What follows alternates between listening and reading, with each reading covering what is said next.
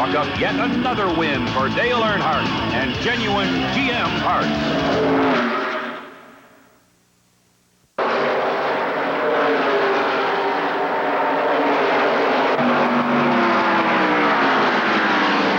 I think the key element to any successful operation, be it in racing or football or in the business world, is teamwork.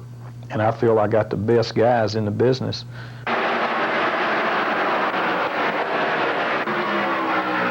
I'm very fortunate to have that kind of people that get in here and put the dedication it takes to win.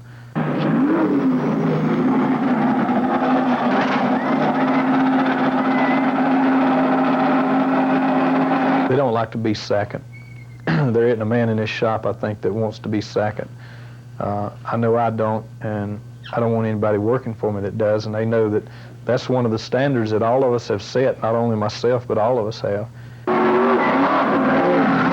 But don't never accept it as you have to be second.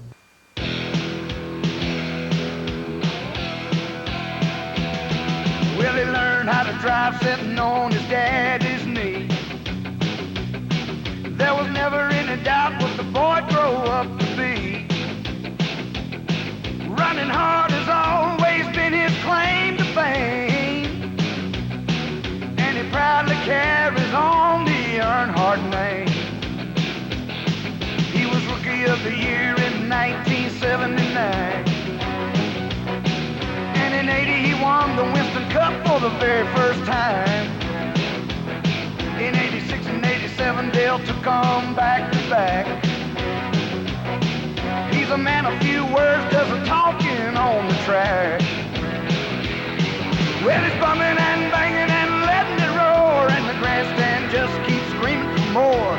It don't matter where he starts, at the finish it's gonna be Earnhardt. When the checkered falls, it's Earnhardt. Giving it all is Earnhardt. Competition knows it's Earnhardt. Everybody knows that the Goodwrench crew's the best,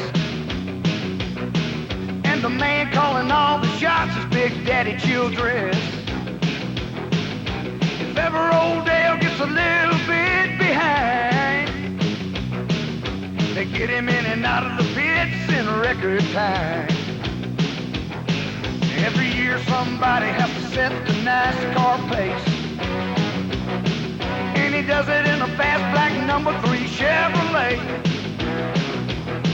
Well, it's 25 times, and I guarantee you, my friend, I wouldn't be surprised if he did it 5 times again. Well, it's bumming and banging and letting it roar, and the grandstand just keeps screaming for more. It don't matter where he starts, at the finish it's gonna be Earnhardt. When the checkered falls, it's Earnhardt. Giving it all is Earnhardt. Competition knows it's Earnhardt.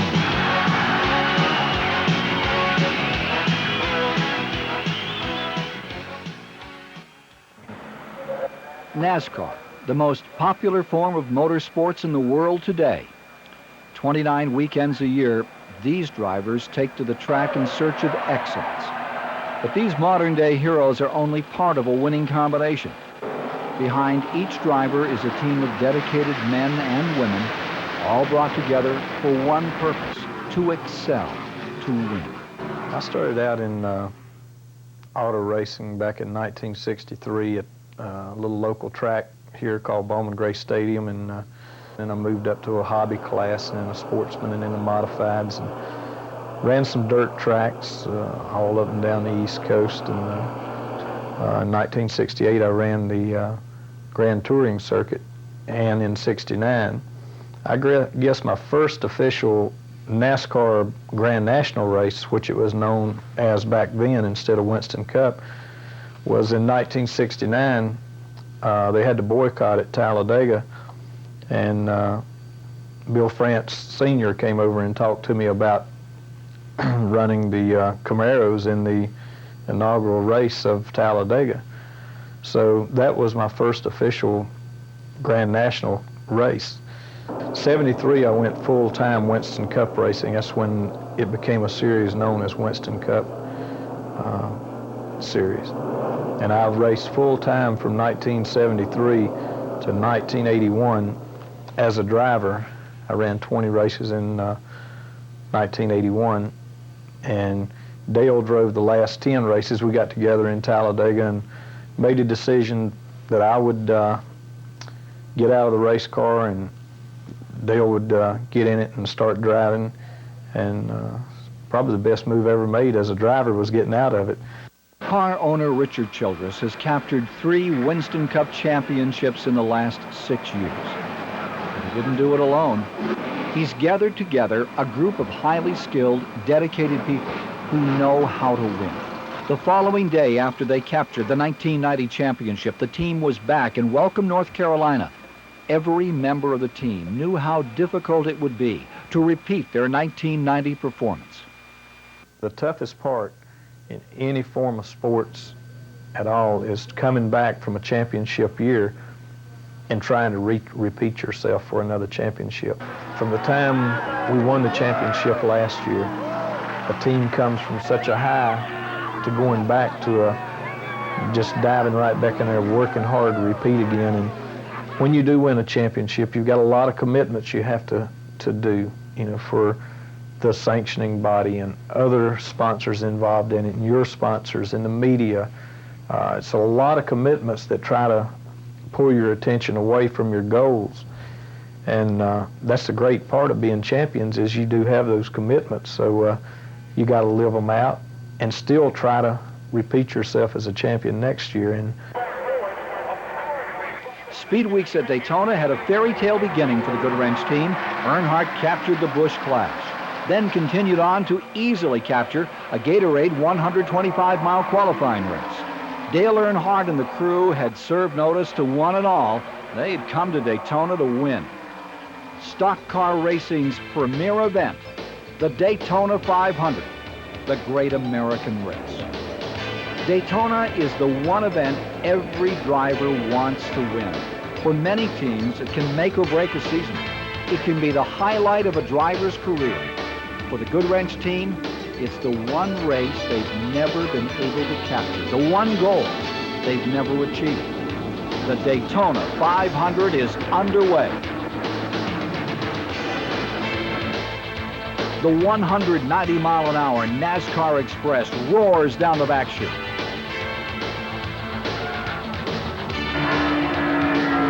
Earnhardt, who started fourth, takes over the lead from Allison. The Goodwrench machine setting the pace.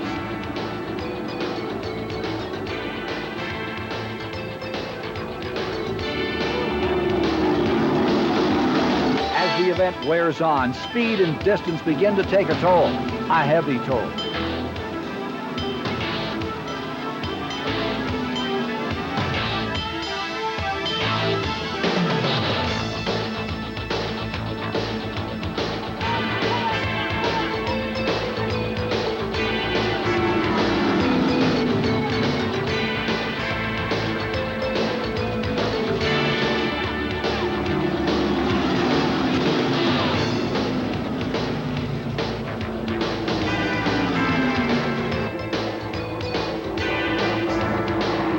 With the laps winding down and Earnhardt leading, the crew stands ready.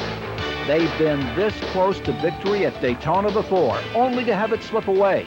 The 1990 Daytona 500 still haunts the Goodwrench team.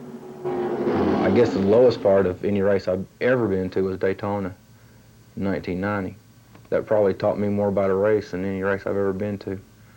It's not over till it's over. I mean, we all just figured we had that thing when you come by the last time. I'll never forget standing there after all the cars went by. It was just real quiet. And all of a sudden, I mean, it was the biggest uproar they had been all day. And I said, well, there's just no way anybody got close enough to him to hit him, because nobody got close to him all day, because when he came by, he had a good 10 car lengths on anybody. And he started yelling, I'm blowing the tire, I'm blowing the tire. I couldn't believe it. And that didn't seem very fair.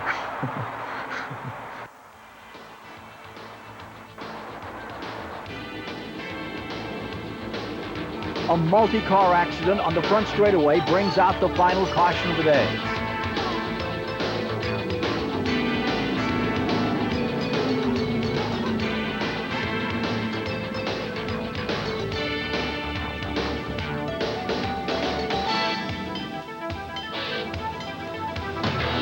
With the track cleared and the cars back under green, it's Ernie Irvin in the lead. Earnhardt and Allison side by side for second. Turn 2.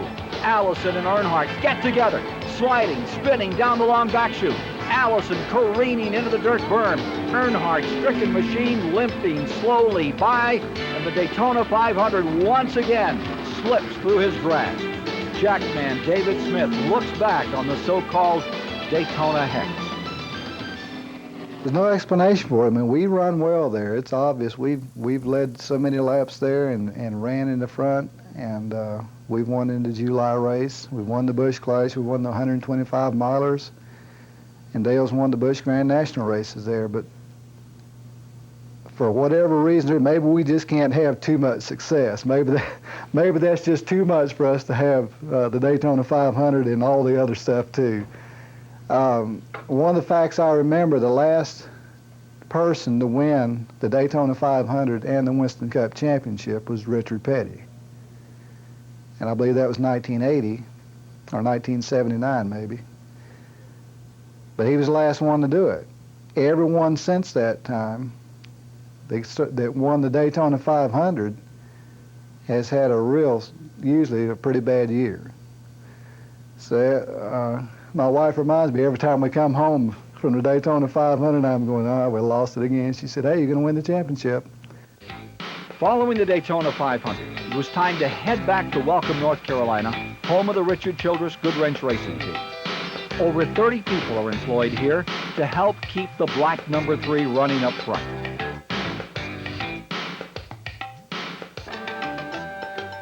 It's a beehive of activity in this state-of-the-art speed shop. Quiet and efficient, everyone goes about their jobs with pride and determination. No one here accepts second place as good enough, and that includes the shop foreman, and he's been around a while. Cecil Gordon was an independent driver back in the 70s. He and Richard Childress swapped paint on just about every track in NASCAR, and they've still remained the closest of friends. Well, we pretty well, basically at that time had about the same type of equipment, and we kind of raced, in the same category, you might say. We was both independents and didn't have a whole lot of money. We had to kind of just race with what we had and what we could do. It was, real hard to quit driving, and the hardest part, of quit driving is just the fact that it's something you love to do, and then when you got hooked up with a team such as Richard Childress Racing, why it enabled you to be with teams that was able to win and had sponsorship to run good and to be able to win. And by being able to do that, then the satisfaction that you used to get as being a driver, you began to get it as being a team member. And as that went on, that made the sharp edge of quit driving a little bit better. And now it's a big thrill. I have lots of fun. We still love to win. All of us hate to lose. We want to win, whether it's getting the truck loaded first or getting to the racetrack first or whatever. We just the kind of guys that like to be the best in everything we do. And that's the kind of people we got. They're racing people, and that's what it takes. Racing people, this Goodwrench team. Richard Childress has assembled a highly skilled, dedicated, highly focused group of people, all working for one common goal, to put the black Goodwrench number 3 in victory lane, and once again bring home the coveted Winston Cup Championship. They are engine specialists and body men, engineers and general mechanics, fabricators and machinists. Many of them remain back in the race shop in Welcome. They remain well behind the flash bulbs and TV cameras. Theirs is an unglamorous role, but without these people, there would be no victory lane, nor trips to New York for that matter. These are the people who build, repair, and maintain those Sunday weapons, the race cars. They build, repair, and fine-tune these high-performance vehicles and send them off 30 weeks a year to the races and another 10 for testing purposes to battle each other in equally prepared cars. But there is a difference here. The Richard Childress Racing Goodwrench team does it better, and they continue to prove that each and every season.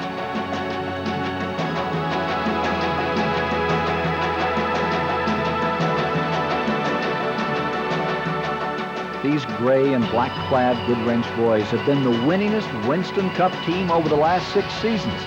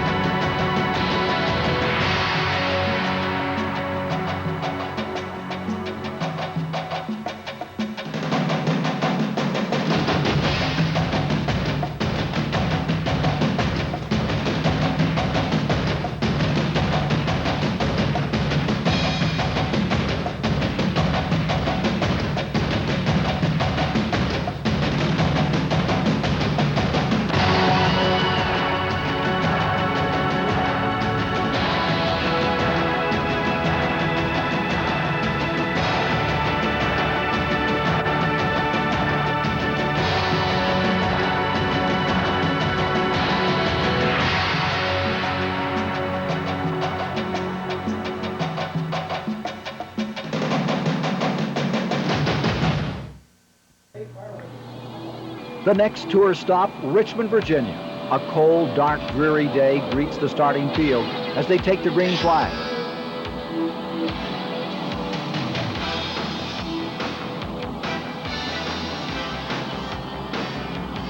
Starting 19th, Earnhardt slowly threads his way to the front.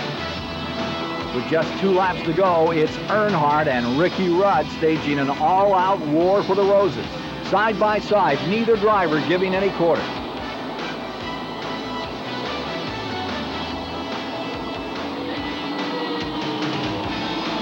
Through turn 3, Dale edges in front, but Ricky makes one last lunge and just falls short as the Goodwrench team claims their first victory of the year. For engine builder Eddie Lanier, just knowing you can win makes racing more exciting. We're fortunate here to be able to know that most every track we go to, we can win. There's a lot of different teams out there who don't have the wherewithal to win every race they enter. It would be bad to be on the other hand and know that you could show up at every race and still not be competitive enough to win. And this team is competitive enough to win just every race we go to, and that's the thing that really drives us, I think. Confidence, knowing you can win. It gives any team an edge.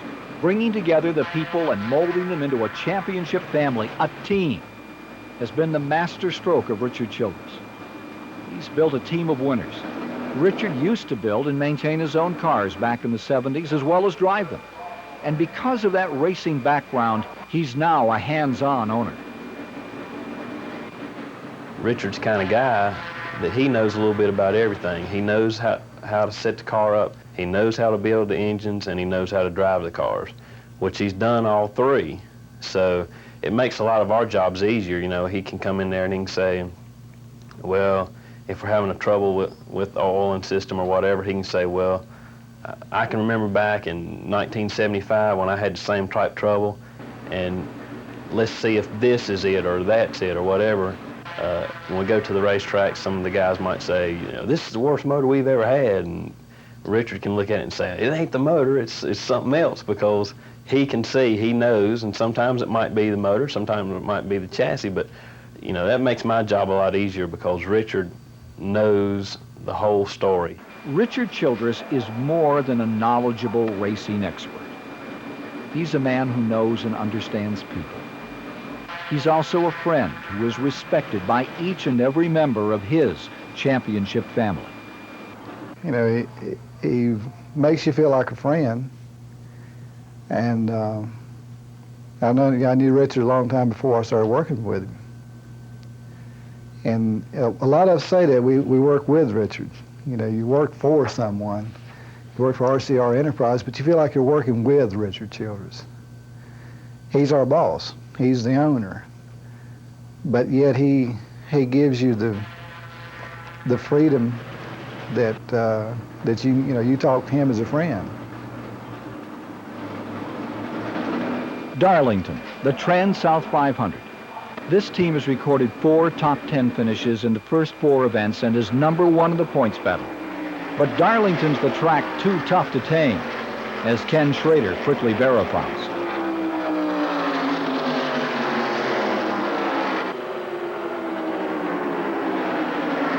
After running up front early, Earnhardt develops engine problems, and 35 laps from the end, finally retires. Ricky Rudd's Tide Chevrolet holds onto the lead, scores his first victory of the '91 season. Rudd takes over the point lead, dropping Dale to second, trailing by 80 points.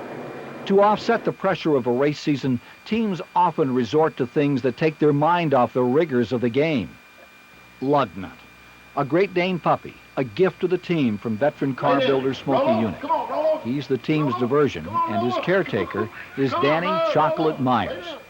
And he understands you can't win every race. Well, we've been through some dry spells, and everybody knows that a lot of those dry spells, we were very competitive and had a chance to win the race, and just little stuff happened. Now, when things like that happen that you have no control over, well, it doesn't bother you. Now, when things happen that you have some control over, now that would be bad. But most of the things that's happened to us is stuff that wasn't our fault, wasn't Dale's fault, wasn't anybody's fault, just things that happened.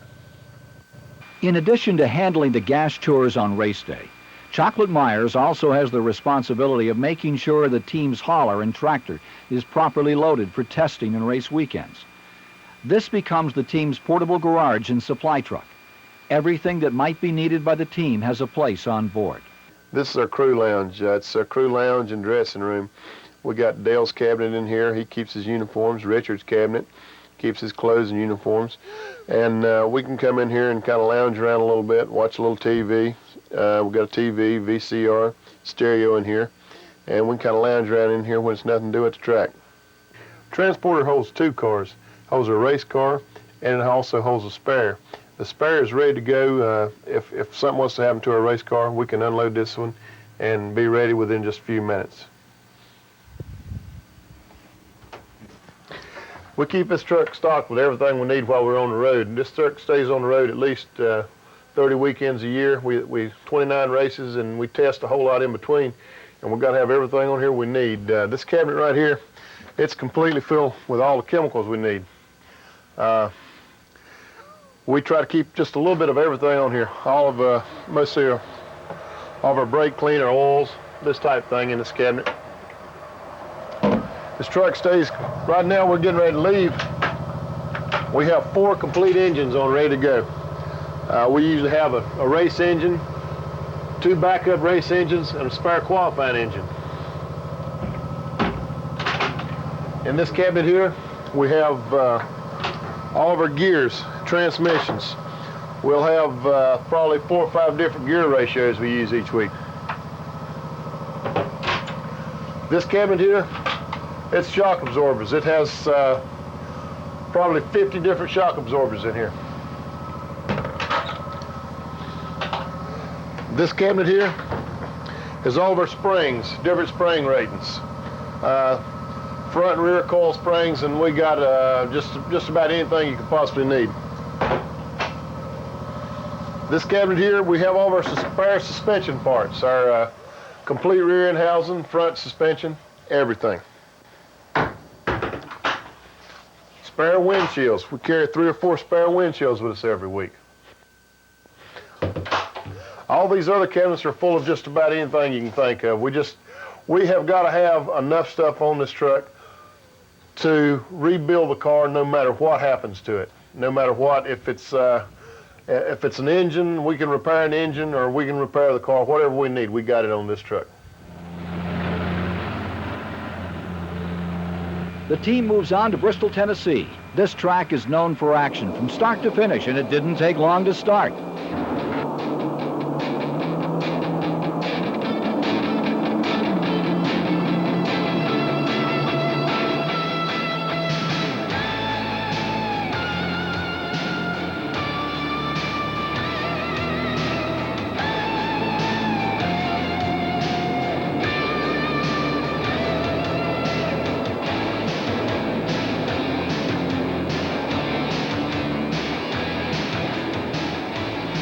Entering turn 1, Dale hits an oil slick, then the wall.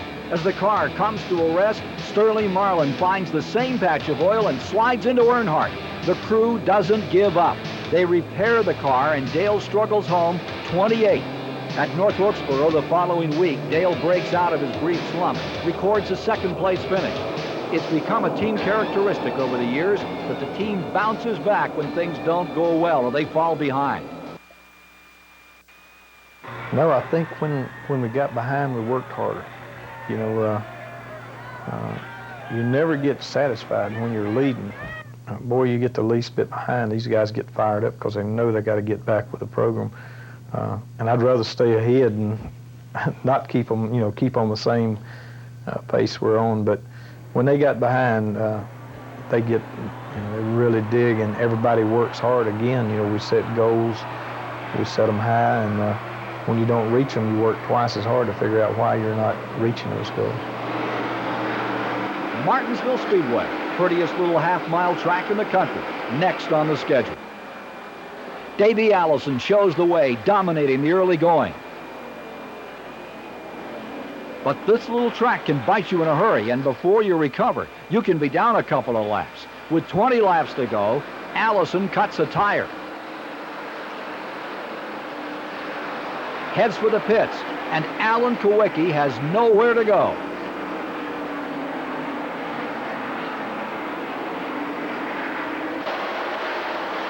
Earnhardt, running a distant second, suddenly inherits the lead.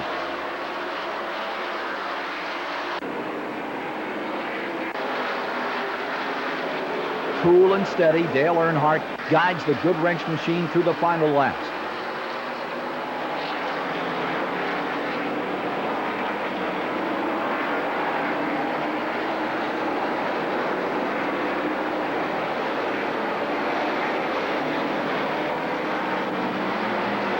Earnhardt claims his second win of the season and closes the point battle on Ricky Rudd. As Dale drives into victory lane, some say he was lucky.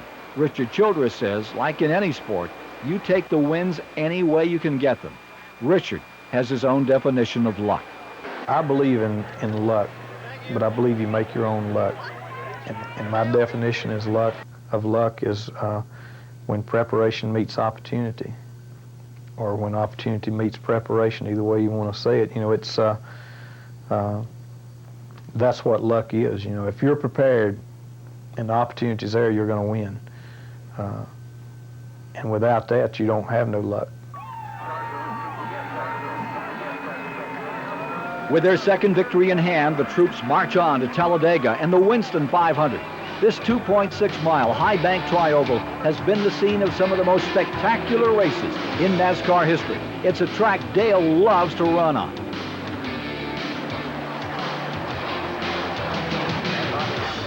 He sets a fast pace in the early going, but the rest of the field's in hot pursuit.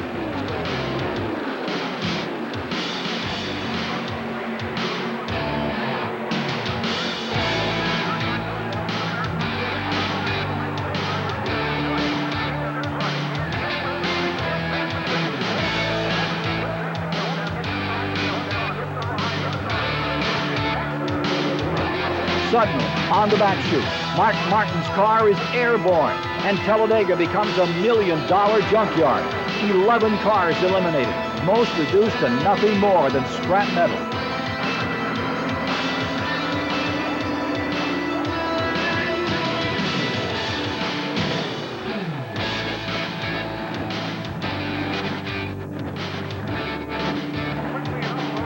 The number 33 Oldsmobile, Harry Gant, was able to stretch his fuel and go the distance to capture his first Winston Cup victory of the '91 season. Earnhardt's third-place finish enables him to reclaim the points lead over Ricky Rudd, but it's just a slim 4-point margin. The action moves on to the Charlotte Motor Speedway the next 2 weekends with the running of the Winston and the Coca-Cola World 600. And then the team hits the road. 4 consecutive weekends find them in Delaware, then California, back to Pennsylvania, and finally up to Michigan. June is a grueling month. For the team members, there's no going home at the end of the day to your wife and kids. Instead, it's back to the motel rooms with the rest of the crew. They become your family. They travel together. They work together. They eat together. Like any other family, that could present problems. But for the Goodwrench crew, they've been together a long time. And that counts for something very big, understanding. Besides working whatever hours we work, 7 days a week, we also eat dinner together, we eat breakfast together, we eat lunch together, stay in the same room together. So we has no choice. I guess a family would be the closest comparison. And I think you find that in an organization such as this, that those of us who have been around each other so long, we know so much about each other. And we know each other's little habits and quirks and personality things. And so sometimes they get in the way of each other, and you know, it may cause just a problem for a little bit, but you know, again, because we know each other so well, we get over it quickly. And that's another big asset, that being able to work together. It's hard to find people that can stay together that long, I guess, and put up with each other that long without killing each other. The mental strain on each one of these guys here, running for the championship, every piece you touch, you've got to caress and look at, and you take it to bed in your mind, and you think of those engines and parts and gears, and I mean, those are the type of things that, you know, you lose a lot of sleep worrying about them going in, and it's a mental strain. You're carrying, each one of these guys are carrying a load that a lot of the people looking at this right now could not imagine. Them guys, they don't know the name of quit, really. They try to fix whatever's broke, or if the driver gets in a wreck and tears the car up, we patch it up, and we make the end of the race, and that makes points. Over the overall picture is what you're looking at when you go in for the Winston Cup Championship.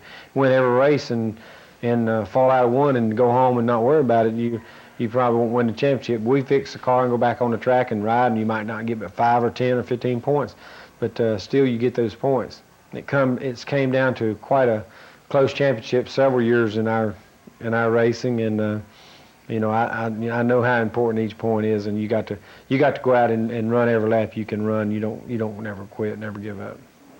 Mid-July finds the Goodwrench team back in Pocono, Pennsylvania for the Miller 500. Earnhardt found himself tucked into the middle of the field, 16th spot at the start. The track at Pocono is a strange creature. It's a tri-oval, but each set of turns has a different degree of banking. It's a tough job to get your car to handle all the way around this 2.5-mile layout.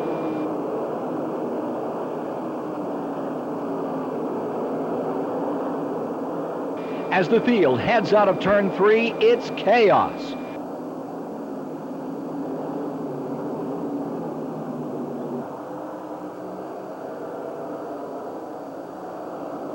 Earnhardt, with no place to hide, ends up against the outside retaining wall. This puts him out of competition, but not the race. The race is called official after 179 laps due to rain. Dale Earnhardt is credited with 22nd, and now it's on to Talladega.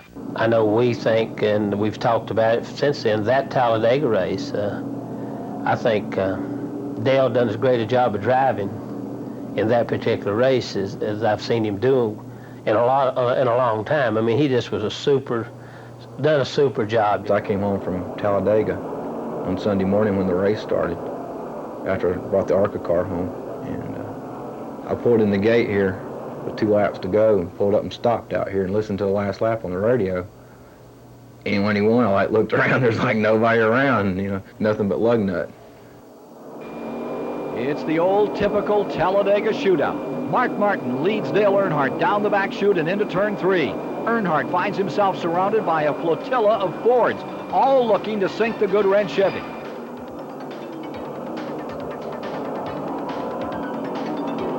Martin, who started third on the field, looks strong as he shows the way past the start-finish line. Childress looks on, and the odds don't look good. 5 cars out of control in turn 2. Urban, Labonte, Petty, Musgrave, Lake Speed all see their hopes for victory dashed. They go up in smoke. Buddy Baker and Rick Mast in trouble in the front straightaway. Mast is on his top. He's okay, but that's more than can be said for his car. With the race winding down, Earnhardt has the lead, but there's a bevy of Fords nipping at his heels. Davey Allison fires the first shot, dropping low under Earnhardt. They're side by side.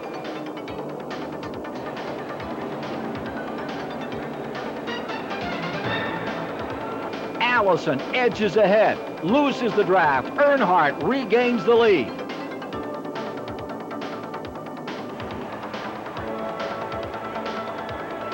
The Goodwrench crew stands ready, but there's nothing they can do. Now it's Elliott's turn to challenge. Mark Martin is hanging back in third, just waiting for his chance. Elliott seems content to ride in the draft, wait for a last lap shootout.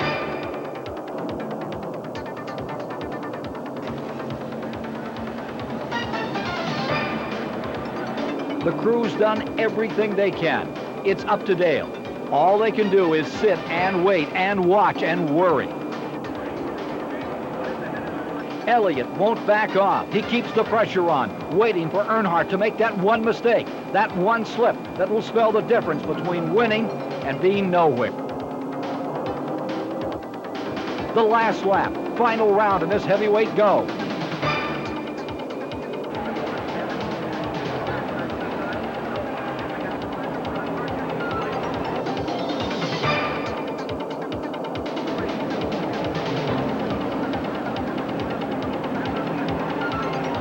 Earnhardt makes the first move. Out of turn 4, Dale drops low. Elliott fakes high. He dives to the bottom of the track. Earnhardt's low. Elliott's lower. He pulls alongside, but he can't do it. Earnhardt wins by a car length. The Goodwrench crew goes wild, and for crewman Danny Myers, that was the race of the year. That race down there, Dale won the race, and we were close, and those guys had like outrun us all day long, and you know, we had the Fords were so strong down there, and when Dale just come around and passed all those guys and won the race, I guess that was probably one of the most exciting races we've had. I enjoyed the race from the standpoint of we raced so many of the other manufacturers' cars, and it felt like if I may say so, the Ford guys were ganging up on us as one little Chevrolet GM Goodwrench car, and to beat all those guys and have that GM Goodwrench Chevrolet in Victory Lane was great down there. The Goodwrench team now owned a 160-point lead over Ricky Rudd. Scenic Watkins Glen, New York, next on the schedule. It's only one of 2 tracks where the NASCAR stars are forced to turn left and right. Earnhardt finds himself looking head-on to the competition. Dale continues on to finish 15th, but he loses 52 points to Ricky Rudd, who weaves his way to a strong second-place showing. Next is the Irish Hills of Michigan. Well, you know, Michigan, anytime you go to Michigan, there's a lot of pressure on you to go there because you've got all the corporate people there, and it's the race for those people, and they expect a lot from us, and it really, I hate to go there and let those people down as much as they do for us. It's very disappointing to go to Michigan and not really run good. Early in the race, a right rear tire explodes, tears away the rear quarter of the car and the inner crash panels.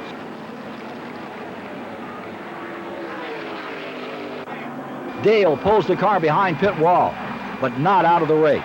Every member of the crew dives in, begins to work. Championships are won by men like this, who never give up. I don't mean to talk bad about any other teams, but I've watched other teams in that situation, and it's like they're standing around for someone to tell them what to do.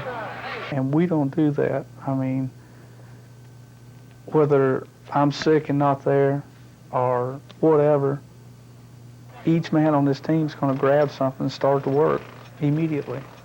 And I think, I don't know, it's not told to, I mean, you're not told to do that. It's just something that's inside.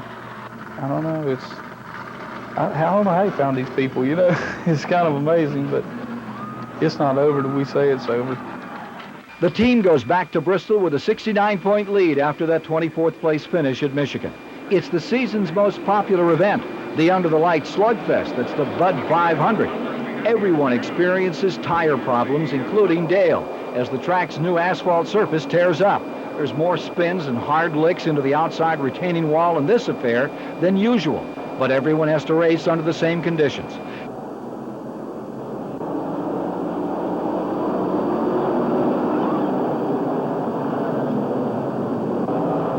Dale does return to his top 10 form by placing 7th, despite 5 flat tires. But Rudd finishes 2 spots better to cut the Goodwrench team's lead even more to 60 points. No one, however, is even thinking about throwing in the towel. Everyone continues to do their job, hoping that better days lie ahead. It's the trademark of everyone at Richard Childress Racing. The Goodwrench Chevy starts third and the grandfather of all stock car racing, behind Southern 500 at Darlington, with Dale seeking to become the first driver to ever win 3 Labor Day Classics in a row. Earnhardt starts inside the second row and quickly asserts himself. Trouble in turn 4 as Chad Little spins. Dale continues to run up front as other teams have their problems.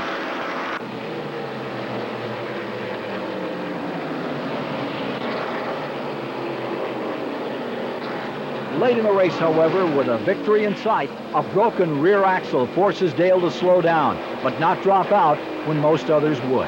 He manages to keep an ill-handling race car under control to finish 8th. It's 7 positions better than Rudd's 15th place finish, and Dale's advantage grows to 89 points. At Richmond the following week, bad luck continues to plague the Goodwrench team.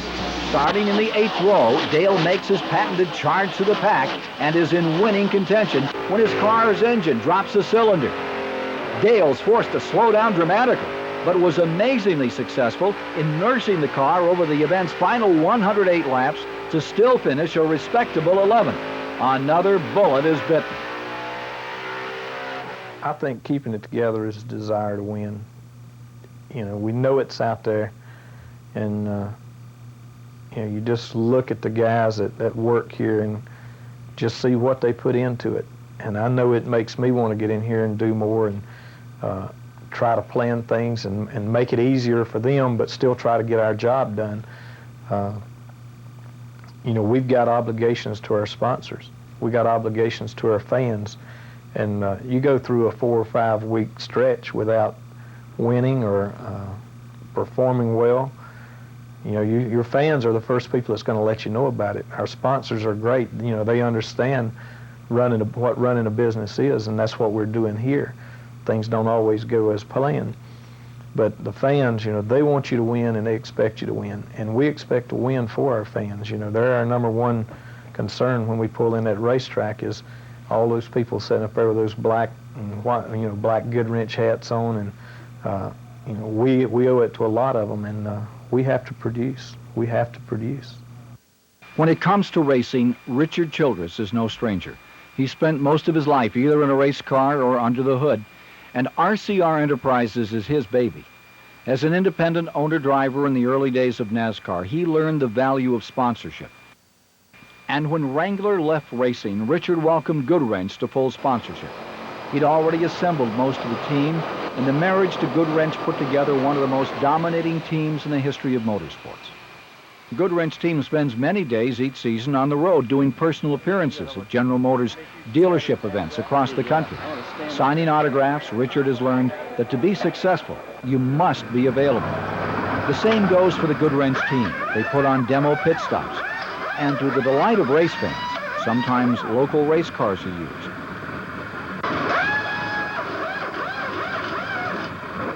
When not at the track or shop, black is still Richard's favorite color. Richard raises Black Angus breeding stock and spends as much time as possible on his farm.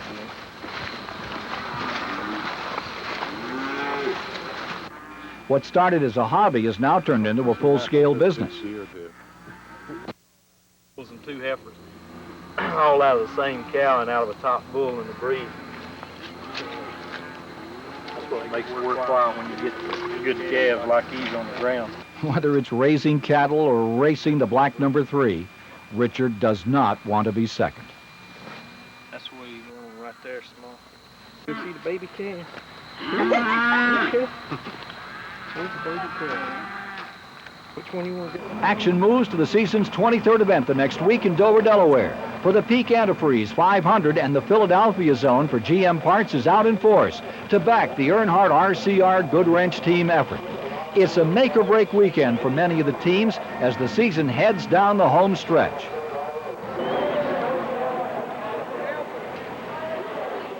A record crowd for any sporting event ever held in America's first state. Watch Earnhardt move from his 6-row starting spot to the front early.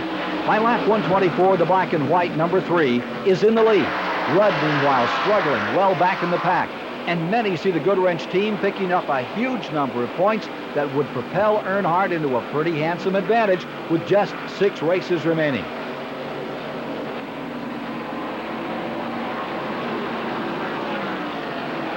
But this is stock car racing, and the Goodwrench crew knows that things can fall apart right when you least expect it.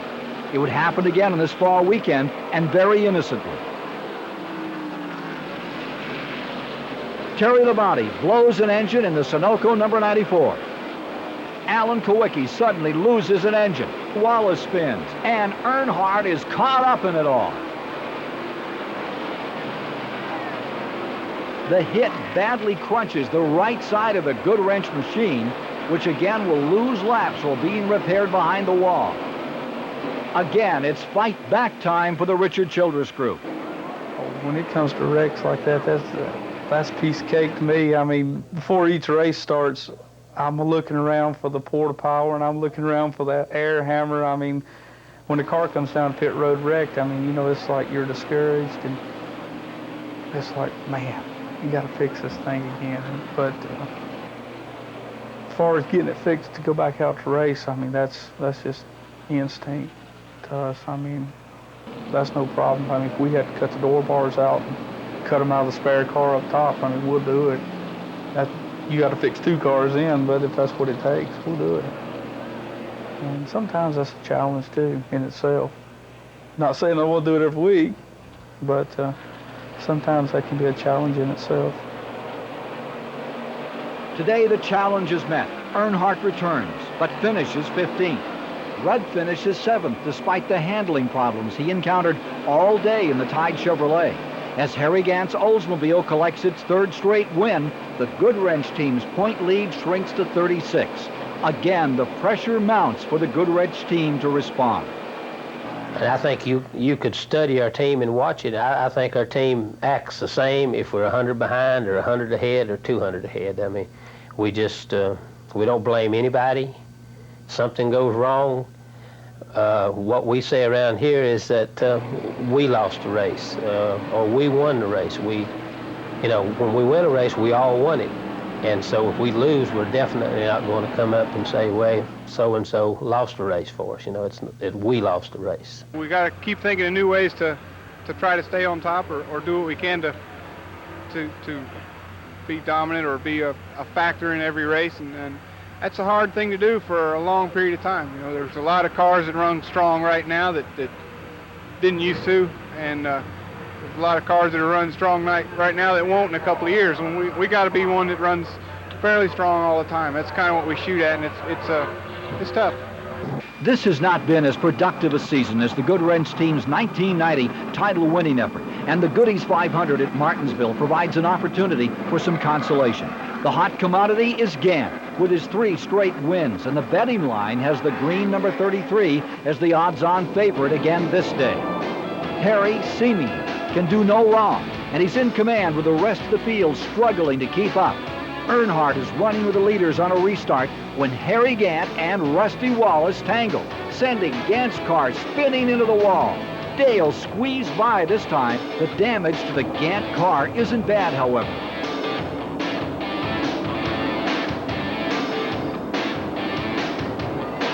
Gant manages to make up the difference with a spectacular run, and he outduels Brett Bodine for a modern-day, record-tying 4th consecutive triumph.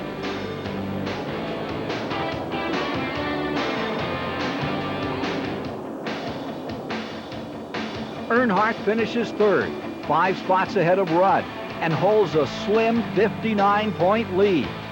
According to Richard Childress, the team has been consistent.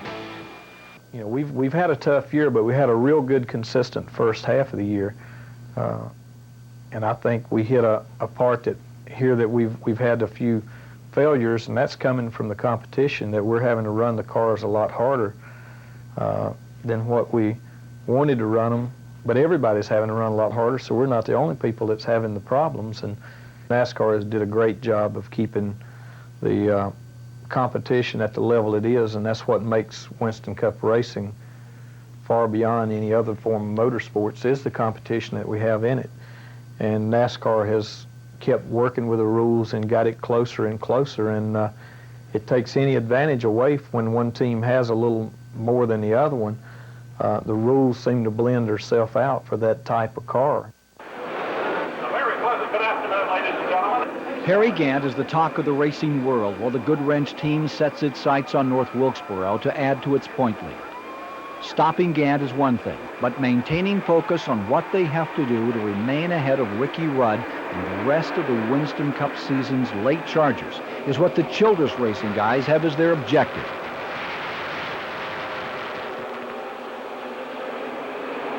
After a late race caution for a Dave Marcus spin, Gant's car begins to loosen up in the corners after its earlier dominating performance. As has been an RCR team trademark over the years, Earnhardt is running up front. He's in position to take advantage of any sudden change of circumstances.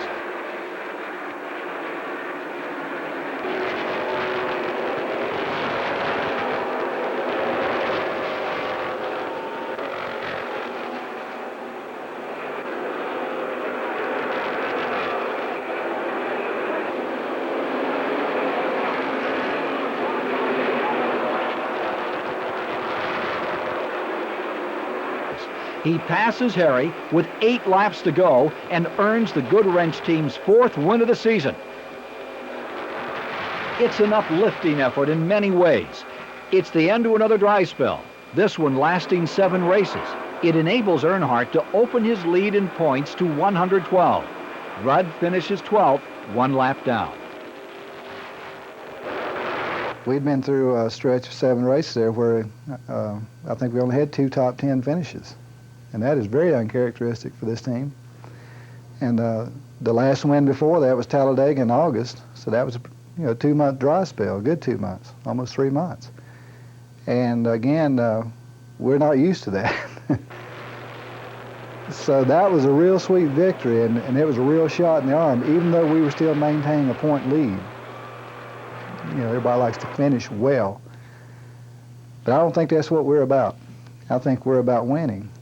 And when we go through those stretches where we don't win, even though we may be having some decent finish, which at that point we were not during that one stretch, that Wilkesboro win came at a real good time, because I haven't seen that much excitement in us for winning. And I mean, we get, you get used to it sometimes, I think, of winning to a point.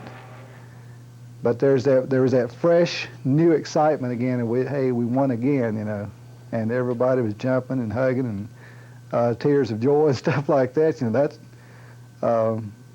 That may sound weird in a big manly sport and all that stuff, but there's a place for it. To have a soft place in your heart, say, man, this is worth it. You get that victory, and you know what you've been through to get it. It still felt pretty good. I forgot that it had been as long as it had since we won a race. There again, that falls back on how do other people do it, going 2 or 3 years without winning a race.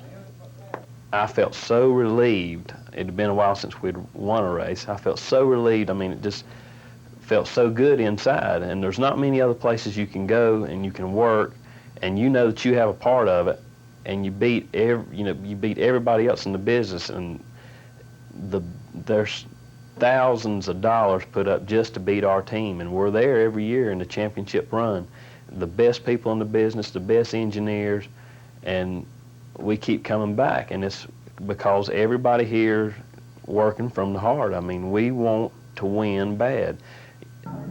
This Charlotte race weekend began with a taste of victory lane for the Goodwrench team. Kurt Shelmerdine turned in his crew chief uniform for a driver's fire suit and earned his first NASCAR Sportsman Division win on Saturday in a Goodwrench-sponsored Chevrolet Monte Carlo.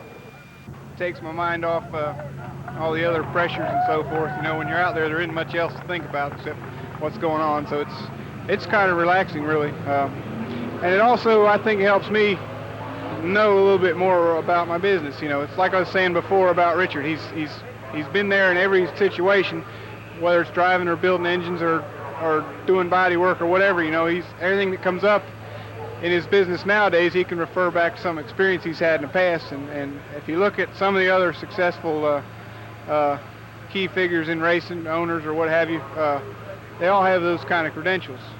So, you know, I think it can only be good for me. The more I know about business, the better. If there had been any one track on the Winston Cup circuit that has posed more problems for the Childress contingent over the years, it's the Charlotte Motor Speedway.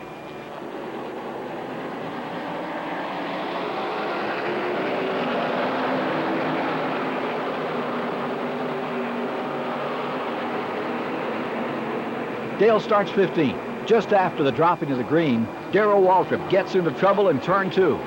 He slides down the banking without making contact with another car, but is one of several veteran drivers who experienced some rare problems in this very strange event. In the early going, Earnhardt radios back to RC that everything's fine so far.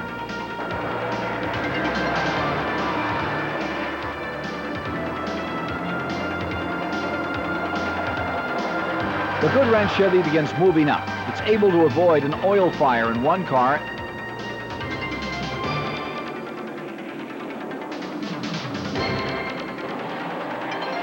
and an incident involving Richard Petty and Sterling Marlin.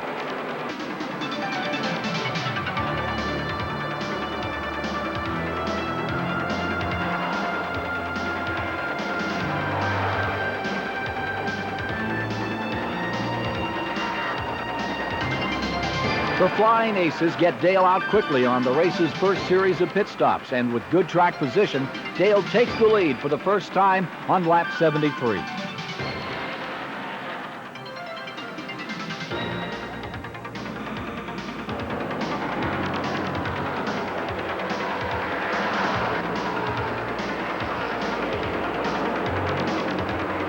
Exiting turn 4 on lap 131, the car of rookie Kerry Teague spins. Irvin can't keep his Kodak car from collecting it.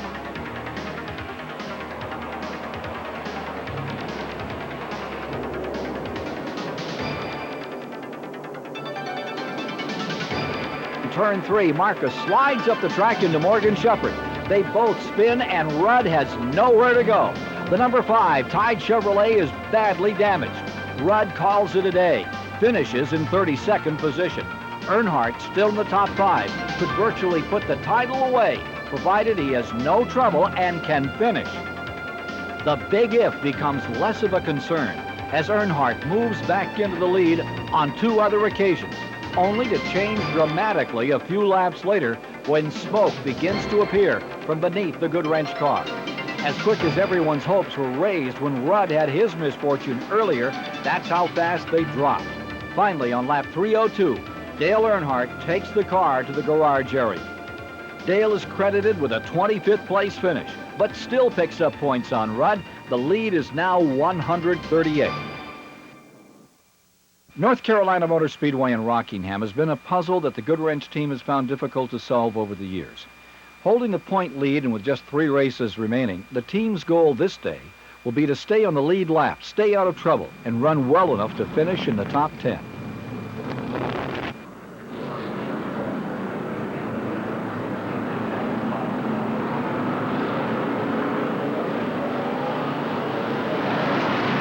Earnhardt starts 4th and quickly drops in line behind pole sitter Kyle Petty's Pontiac.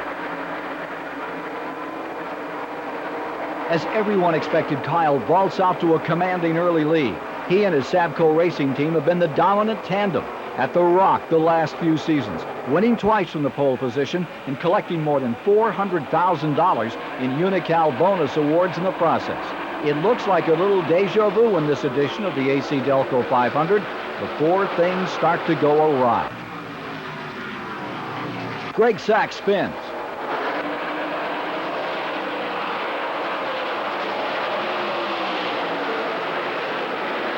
Then it's Jimmy Spencer's turn. Out comes the event's first caution, and caution at the Rock means yellow flags and pit stop. The first thing I got to worry about is getting over the wall with that heavy can. You know, can's pretty heavy. So he gets 1 pit away and I'll step over the wall. And then, and all I got to do is concentrate on the end of my can going into that hole inside the car. And really when this car comes in, I don't care what else happens while I'm doing this. I mean, other cars come, I don't see anything. I don't see anything or anybody except for what I'm doing. And then, you know, the stop's over and the car's gone. The 4 tires, it makes me feel good because I've got, when they do a 4-tire stop, I've got plenty of time.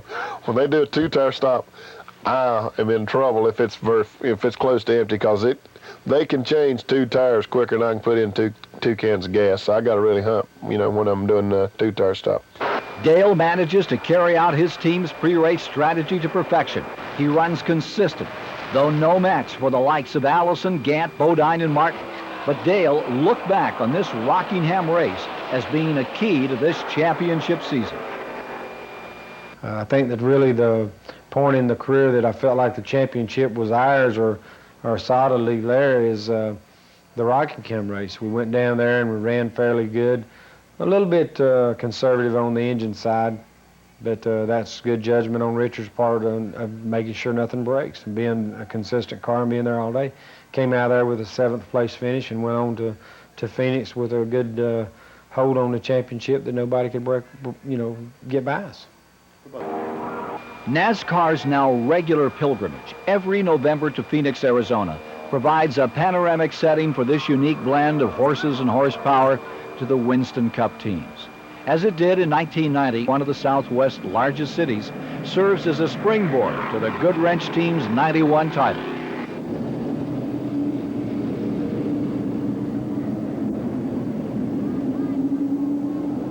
Needing to finish 8 places better than Rudd to cinch the championship, Earnhardt started the Pyrol 500 in the 12th position.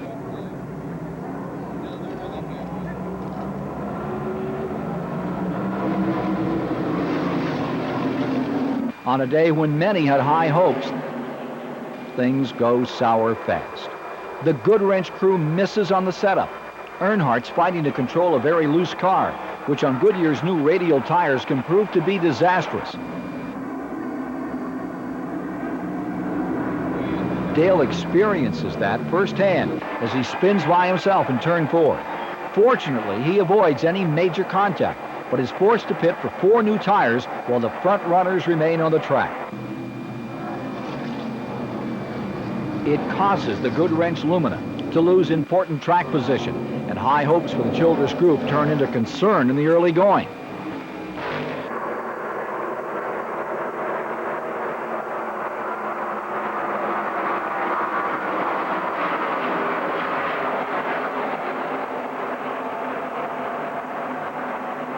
Trouble in turn 4, 1 nudge at high speed, and Herschel McGriff, Collins, Richard Petty, and Marcus watch the rest of the field go by. Then it's Bill Schmidt into the turn 2 wall. Despite his early race woes, Earnhardt finishes 9th, 2 spots better than Rudd. He takes a 156-point lead and all but clinches the crown. All the 40-year-old chauffeur needs to do to officially be crowned champion, just start the car in Atlanta in a couple of weeks during the season's closing, Hardee's 500. Winning New York is, you know, it's the greatest part of winning the championship is that week. You know, that's what you work all year long for, is to go up there and spend 2 or 3 days. You know, you just have so many other commitments after New York. Dale, you know, I know he gets about half burnt out halfway through the year, and myself too. And I think we overcome it this year. The Goodwrench team has made it safely to Atlanta, and Dale's confident with the effort of the team and expresses it. I go to the racetrack and I don't even worry about the car. I know it's prepared. I know they're doing the best they can do, and we go and talk about the car and go do our job. It makes my job easier. Confidence is there, and it's consistency. You got a great level of confidence in what you've got as a team, and I mean from A to Z, the car, the owner, down to the sponsor, whoever, all of it's in one thing as a team. It's hard to beat you. It's hard to beat you. And today, the Goodwrench guys can't be beat. They've completed a very difficult and rare task, back-to-back Winston Cup championships. All Dale has to do is crank the car after the command to start engines is given, take the green flag, and it's theirs. It's anticipated excitement for the crew. They're the best in professional stock car racing. and it's a great way to begin the final day of the 1991 season. The Hardee's 500 is now underway, and an all-time Atlanta Motor Speedway record crowd, over 120,000, is on hand. They see Earnhardt and his Goodwrench team crowned champs for the second straight year and fourth time in the last 6. With the title cinched, Childress, Earnhardt, and the team plan on running flat out this Sunday and go for the win. They want to go out not only as champions, but like champions. And there's a manufacturer's title to win for Chevrolet as well.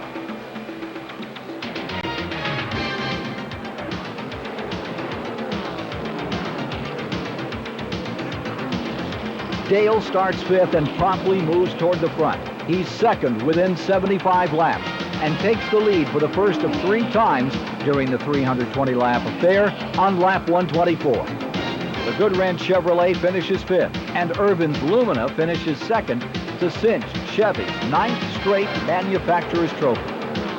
The last lap of the race brings out the real smile.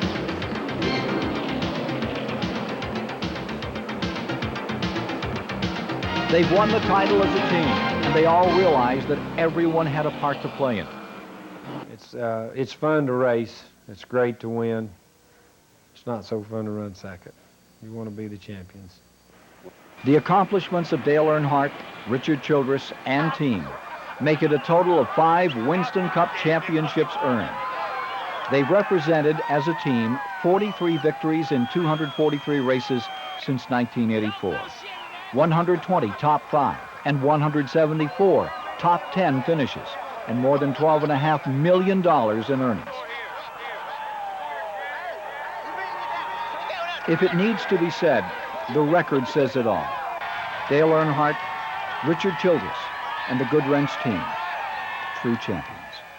We went into the race with everything we could win, and the car was real good there about halfway, but it got a little tight the last 2 sets of tires put on, but you know, Mark, he beat us, and we ended up 5th, and we're going to New York happy, so, you know, we won a championship.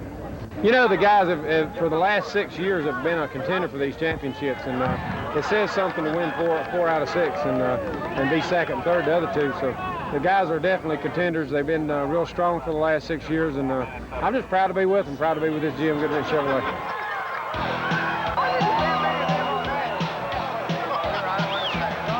Everybody knows that the Goodwrench crew's the best. And the man calling all the shots is Big Daddy Childress. If ever old Dale gets a little bit behind, they get him in and out of the pits in record time. Every year somebody has to set the NASCAR pace, and he does it in a fast black number 3 Chevrolet. Well, it's won it 5 times, and I guarantee you, my friend, I wouldn't be surprised if he did it 5 times again. Well, it's bumming and banging.